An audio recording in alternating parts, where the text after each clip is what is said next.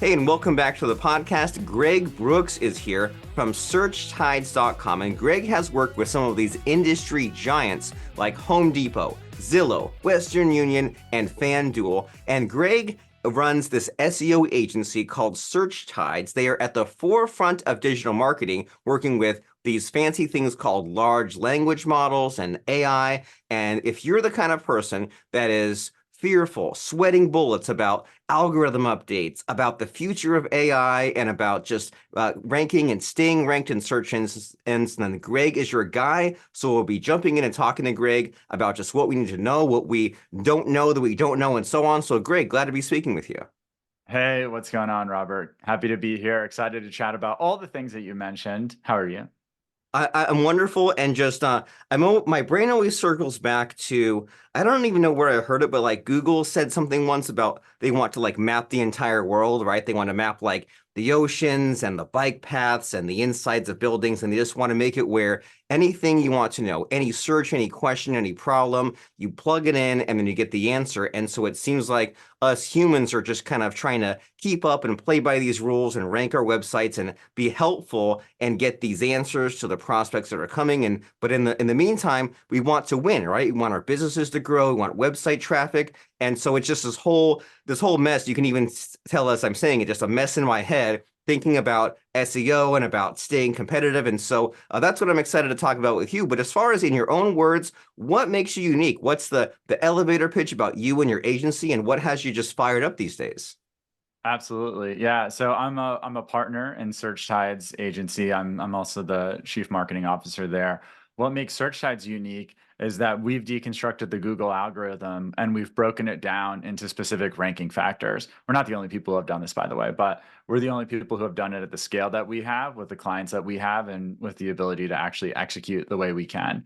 And so we know, I can tell you today what the 20 most important signals are from Google. I can tell you what the top 100 were a year ago. I can tell you what they were 2 years ago.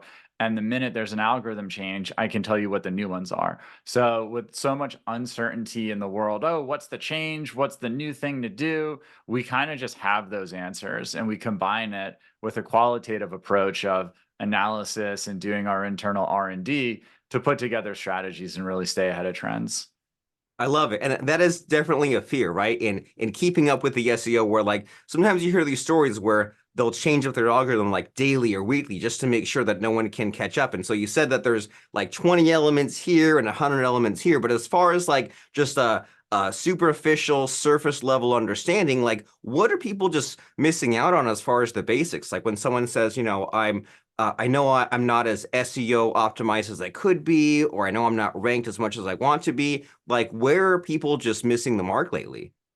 Yeah, it's a great question. I'll interpret that two ways. So the literal response to your question of the types of people who are saying, "Oh, I'm not as optimized as I should be," or "I'm kind of missing the mark." My advice to that group of person would be to understand where their competitors are, because everything is relative in SEO. And so if you're missing the mark, but everyone else in your industry is missing the mark more, you're probably winning. And the opposite is true, even if you're really strong. So the first is to understand where everybody else is. And you can do that with a lot of tools. You can use Ahrefs, SEMrush, Moz, pretty much, name your SEO tool that will give you domain authority, domain rating, traffic, all that sort of stuff, competitiveness of your keywords. The other big area where people are missing the mark right now in the world of content, I guess there's three answers to your question. The world of content is they're not writing from the heart. They're not writing from a place of experience and expertise, which I can go into more details about. And the last place that people miss is the importance of link building, which is you are only as reputable as the third-party endorsements from the internet, which are the links pointing to your brand's website. And SEO is really a balancing act between all those different concepts. Okay, and so those concepts, as you're mentioning, are you're saying that we need to look at our competitors, that we Mm. need to be getting those the links back to us, and we need to be passionate about what we're talking about. And so, like, this is hitting on a lot of kind of just like reminders and like recent just conversations I've had as far as like that whole idea of looking at your competitors. It's painful, right? And it's far too easy to let 3 months, 6 months, a year plus go by without even like doing these searches, like putting ourselves in the perspective of that prospect looking for us, doing that Google search and seeing who ranks like number one or number two. And here we are thinking that we're competing against like the ranking number 36, but we should be looking at who doesn't even know about us and who like just getting in front of those people that are searching for us.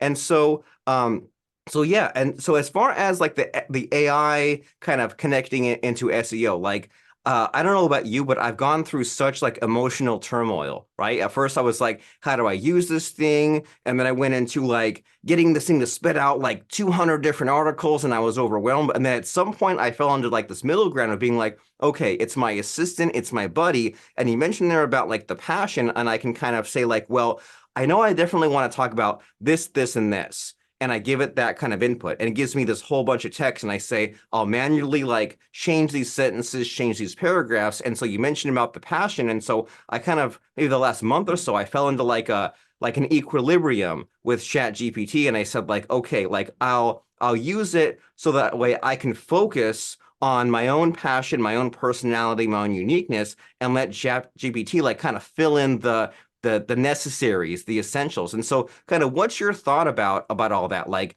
keeping your own voice, your own passion, but then also kind of using this kind of AI tool as well. Yeah, that's actually what you're doing is like that's a great way to do it. And the way that we recommend that to our clients is we look at things in terms of value per word. So I think a lot of things in terms of content used to be about, all right, well, somebody made a top 10 list, so I'm going to make a top 20 list and that'll be better. And actually the opposite is true. How do you give the person who's on your website or webpage or watching your video or, whatever it is, the information as efficiently as possible while not shortchanging it? One of Google's favorite websites is Wikipedia because it is the encyclopedia of the internet. How can your website become the encyclopedia of the topic that you talk about, of the sub industry that you're in? Well, what would it look like from a content perspective? You'd be writing about all the different things that somebody would need to know. Obviously, not on one page, but overall.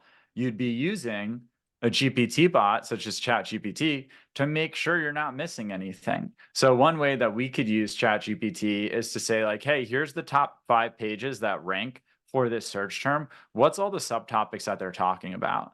And now when I'm making my content, I can say, okay, I have kind of like a rough guide about the types of things that I want to talk about from a structural perspective.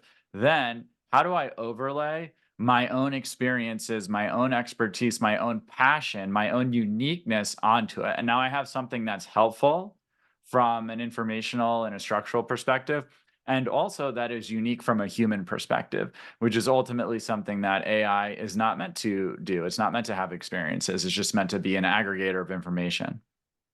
Well, wonderful. And so I'm getting from some of your answers here and your thought process how important the feedback loop is, right? We're talking about looking at competitors, look at what you rank for, and then think about, well, if someone is coming to me trying to find an answer, how do I make that answer easier? And it seems like that's more doable than just kind of sitting around or brainstorming with your team and trying to like come up with ideas out of nothing. You look at what's already working and just kind of try to do more like that. And so you mentioned earlier about link building, and I want to make sure that we cover that because that's also why you're here, right? You go on podcasts and you show authority, and people link to you. And so, like, what can people do about link building? Like, do you like the podcast guesting, or like the get the article on Entrepreneur or Forbes, or like what are your Mm. thoughts about getting these outside links to our sites? That's a great question. I'll give you a couple scenarios. So for our clients, we have 2/3 of the people who work at SearchTides exclusively work on link building. And it's incredibly one by one. You have to find websites, you have to vet them for their SEO metrics, you have to outreach them, you have to negotiate to create a piece of content for them, you have to create the piece of content for them, you have to get it on the website, or you have to create a piece of content on your website and then promote it to journalists. There's a lot of different ways to do it. I'll talk about a couple like good ideas for people who are sort of one person teams and how to do it, especially if they're in a specific location.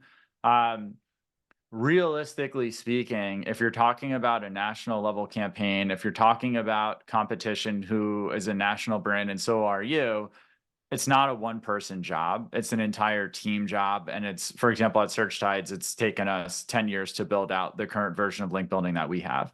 If you are more of, say, a local business, the other way is better. So if I'm a local business, let's say I'm a car repair shop, getting a link from if I repair Hondas, maybe getting a link from a local Honda dealership would be a big deal. Getting a link from a local chamber of commerce website would be a big deal, or the towns that I'm based in or surrounding towns or my county or things like that. That shows authority and trustworthiness. When we're talking about national campaigns, we're talking more about power and needing to be a higher domain rating, higher domain authority. And you pretty much do that. I mean, we have clients who we build uh, thousands and thousands and thousands of links for every single year, one by one by one, completely manual. And like that, there's no way around that. So once you're past a certain size, like, yeah, that's actually what you need to do to compete.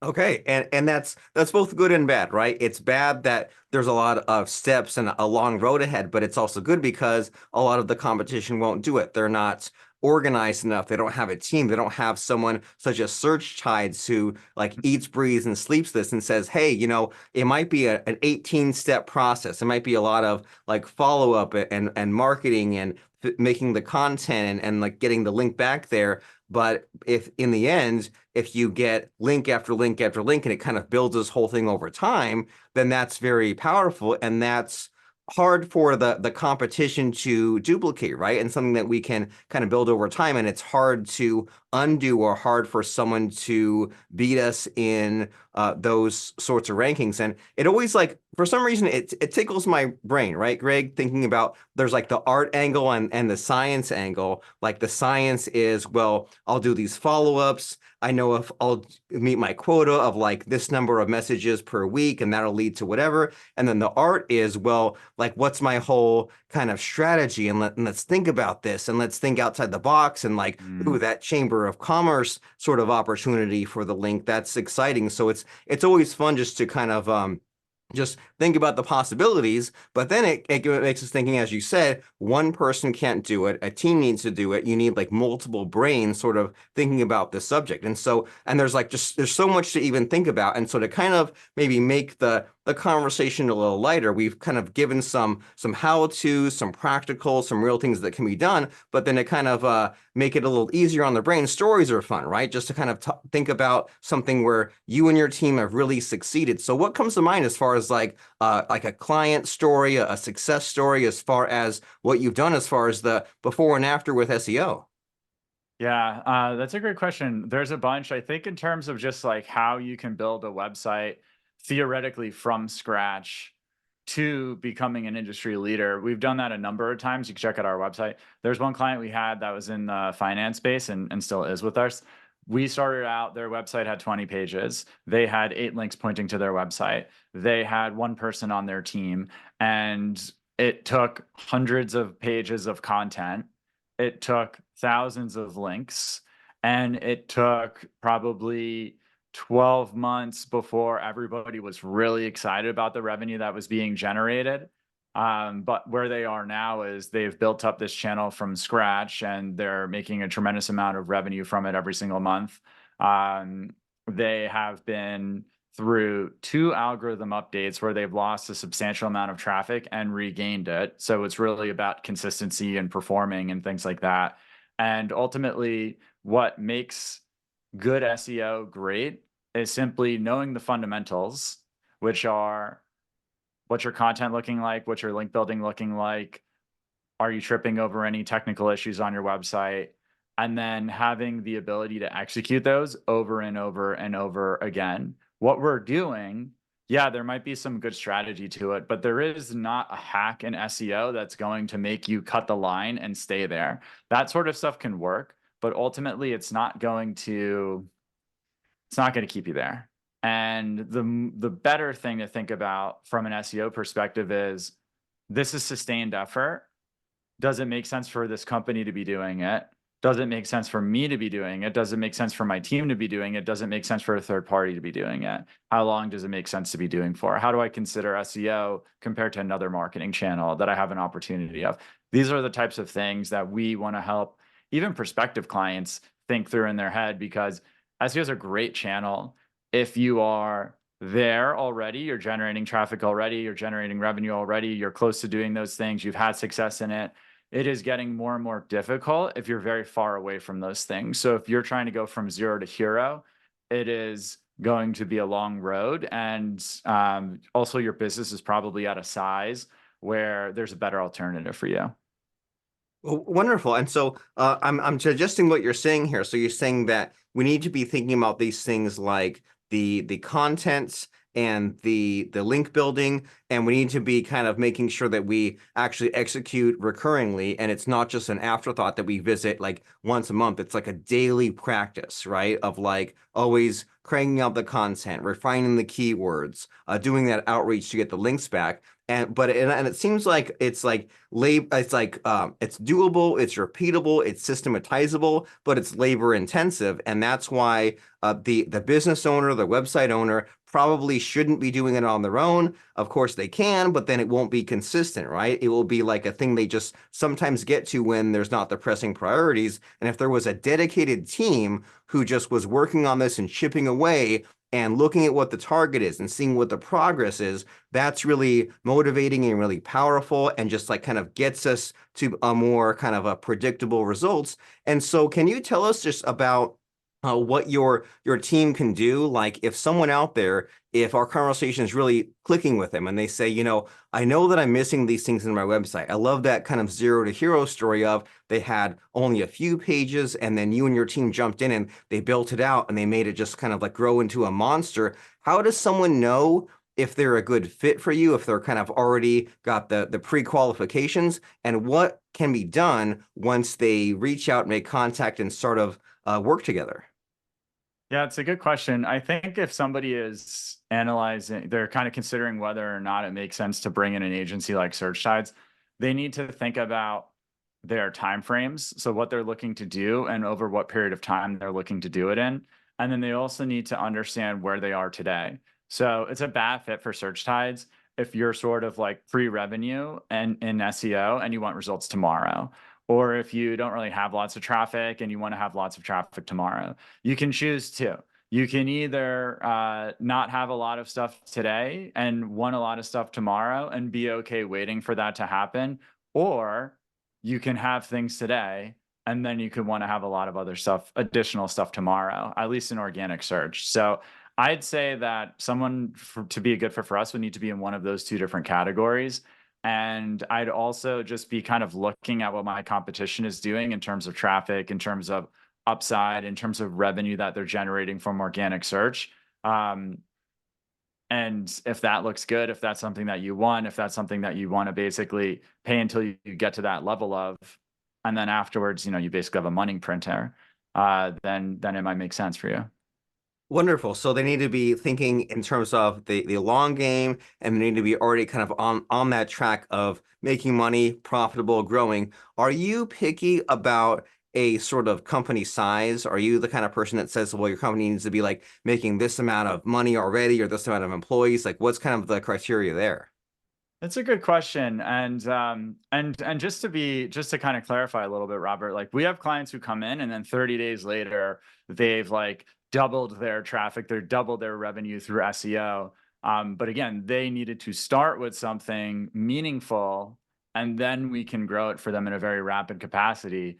Um, I don't know. I mean, I think our minimum retainers start at $5,000 a month. So it just depends on where it goes from there. But in terms of size of company, I think typically, just historically, we're working up with companies of at least 30 to 50 people. Just historically, in terms of revenue, we're dealing with like 8 figures plus of revenue, maybe mid 7 figures plus of revenue. We've worked with a lot of startups that are funded and they're even pre-revenue. But again, it's really about what that journey looks like for you, what your timeframes are, what your opportunity costs are. Um, if this makes sense for you, I'm pretty comfortable that SearchTides is going to be your best option. We turn down actively prospective clients where it doesn't make sense for them. So it's always possible to just come and have a conversation with us and we'll let you know really quickly. And that's wonderful. And that there's sort of like three tiers there, right? There's like the tier of like, well, I can't afford you, I can't use you, but you take advantage of the free content that you've already given to us on the podcast. And the other tier is like, well, you have that conversation, get some ideas, but it's not quite the right fit there. Maybe the company's not at that kind of 30 to 50 employee, or they're not ready to like jump out 5 grand a month for the SEO. But then if they are just that perfect fit, it's still worth having that conversation and just seeing if things make sense. And so I want to, in a moment, plug the URL. But in the meantime, is it possible to get like a quick assignment, like a quick homework assignment? Because sometimes I talk to like, say, an SEO, and they say things like, well, if you do nothing else, just install Google Analytics or Google Search Console, or Mm. look at your title tag, look at your load time. So is there anything, if someone said, can I have like a homework assignment that I can do in 24 hours just to like kind of give my SEO just like 10% boost? Does anything come to mind as far as just like a quickie assignment? Yeah, I would say I can give you two homework assignments. So the number one thing is go to your best performing pieces of content, the ones that already get traffic, the ones that are already ranking for things, and figure out how to write more from your experience and more from your expertise. So I'll give you an example of what that means. We use this example a lot. It's the example of a pharmacist. I go into the pharmacy and I ask the pharmacist, "Hey, here's my prescription." And they say, "You know what? This is great, but this is $500. There's a generic version that's the same exact thing. It's $45. Do you want that?" And I say, "Yeah, of course." That's the pharmacist using their expertise. Same thing happens again. I go into the pharmacy. I say, "Hey, here's my prescription. Can you fill it for me?" They say, "You know what? I know you got prescribed this, but every single time people get prescribed this and use it, they come back because it doesn't work. And then I put them on this other thing and it works perfectly for them. You should just go with that right now." And I say, "Okay, sure." That is the pharmacist using their experience. If you write using your experience and using your expertise, which you'll notice you can't fake, you will get better results with your content. So go to your best pages and do it from that perspective, and go to pages that you aren't doing as well and do it from that perspective. That's category number one. Category number two, which is a homework assignment you can do in 20 minutes, even better than 24 hours. Take your most important pages and make sure your other pages are linking to them across your website. So let's just make up an example. I have 10 pages on my website and one of them is performing really well. I want to make sure my maybe 5 or 6 of those other pages are linking in the content itself. So not just the navigation, not just the sidebar, not just the footer, to that really important page. And I want to do what's called a contextual link that makes sense. I don't just want to throw in a link that doesn't make sense. Maybe I have to add in a few sentences to do so. That's totally cool. But work that, because that will make your most powerful pages even more powerful. I love that. So you look at those top performing pages and figure out how to make them even better. As you said, Mm. you take those and you link back from the other articles. And we've all been on blogs like that, right? We're reading this one article and we're near the end and we're like, what would help me even more is clicking on this. And it's always so daunting, right? It's like, oh man, if I have like 500 posts, I have to link them all to each other. And you're saying what's way more doable is look at the low hanging fruit, look at those top pages and then link to them. And that kind of gets you it's like an 80-20 thing, right? It gets you a lot of the Mm. results without having to go through the whole index. You just look at what are those top performing pages and how do you make, first of all, more content like that, and then how to make your other existing content link to that. And that's just very doable, very practical, and without even having to learn anything new, right? There's always, as you said, there's new tools, new techniques, but even just something like that, that's strategic and it's improving what you already have kind of in existence on your website. And so that's wonderful to think about and very helpful. And your website is searchtides.com. And so as far as the next step, the call to action, is searchtides.com the homepage the best place to go? Is there another logical next step? I'd say if somebody was serious about hiring an agency and they wanted to talk to us, you can get in touch with us through the website. I'd say to everybody who says, "Hey, these SearchTides folks are saying some smart things. I'd like to just kind of learn more. I don't think it doesn't make sense for me or my company or whoever to actually to have a conversation with them yet." Follow us on LinkedIn, linkedin.com/SearchTides. Follow us on YouTube. We're on there, SearchTides as well. We put on monthly SEO events. They're digital events that we host. So you can sign up for our email newsletter and you'll be included in those. You can show up to those too. In 2024, it's a big initiative for us to just kind of have our we've had a lot of stuff that we've done that's really special, and we've kept it private, but now we're kind of opening up our kimono and we're sharing it with the world. So if you are in SEO, or you touch SEO, or you do any sort of content related thing to your website, follow along, because there's going to be really valuable things that we're just constantly sharing.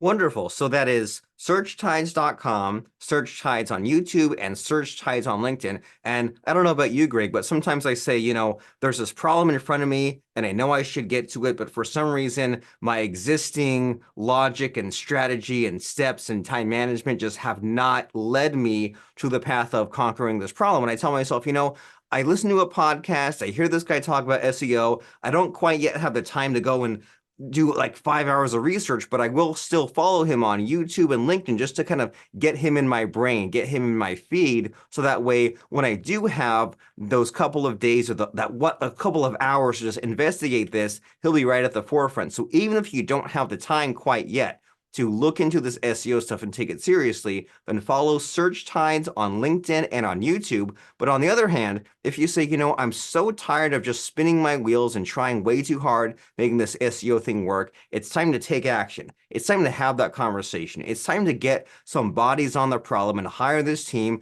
and grow my website from this measly 20 pages to this whole just thousands of pages, all these blog posts, all these rankings. Then go to searchtides.com and arrange that call and just talk about the possibilities, see what can be done, talk to Mr. Greg Brooks and his team. And so as we're winding down and wrapping up our call here, Greg, it's always fun to end with like a quote or lesson. And it's up to you, since you're the guest, you're the man of the hour. I don't want to put you on the spot here, but as far as like a quote or lesson of any kind, just to kind of motivate us to build our business, grow our SEO, or etc., what has touched you in the past, or what can you pass along to us as far as just a fun, powerful, motivating quote or lesson that comes to mind?